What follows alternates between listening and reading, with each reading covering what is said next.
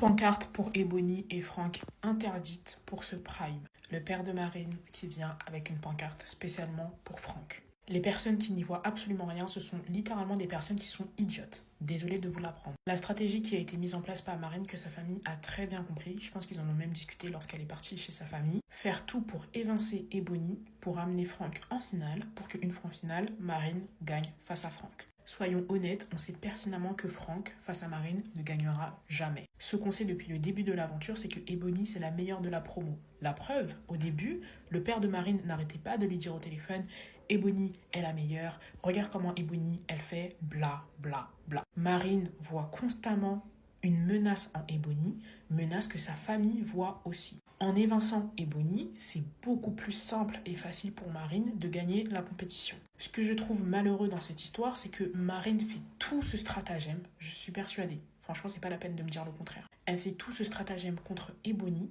sauf que dans tous les cas, que Ebony gagne la Star Academy ou pas, Ebony a un futur dans la musique. Personnellement, je vois la démarche d'Ebony parce que je sais pertinemment qu'en allant à la Star Academy, elle savait comment ça allait se passer. Le public de la Star Academy, c'est les Français moyens, un peu énervés contre le gouvernement, qui ont l'impression que les personnes qui leur volent leur emploi et leur argent, ce sont les immigrés qui viennent, qui volent et qui prennent. Donc forcément des personnes qui vont être contre les personnes racisées. Cependant, aller à la Star Academy et montrer son talent à la télévision, avoir l'opportunité de rencontrer des producteurs comme ceux qui sont venus, lui permettra à la sortie de lancer encore mieux sa carrière qu'elle n'aurait pu la lancer elle-même. N'oubliez pas que même si les gens détestent Aya Nakamura est l'artiste la plus écoutée à l'international française. Aya Nakamura a été invitée au Met Gala. Elle a chanté lors du défilé de Vogue fait par Vivienne Westwood, si je ne me trompe pas.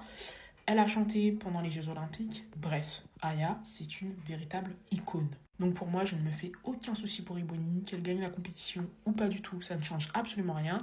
A contrario, Marine, c'est une fille qui restera une star uniquement en France. Faut dire les termes, faut être honnête, logique. Si vous regardez bien les personnalités qui sont sorties de la Star Academy, je n'en connais aucune qui a percé à l'international.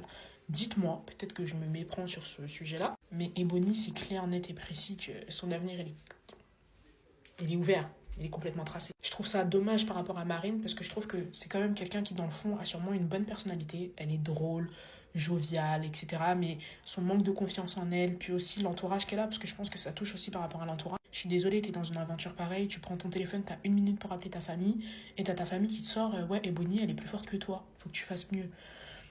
Voilà. Mais bref, en tout cas, Ebony, on est à fond avec toi. Mardi, n'oubliez pas, on va à l'île Saint-Denis pour aller la voir, en fait. Because she deserves it, definitely.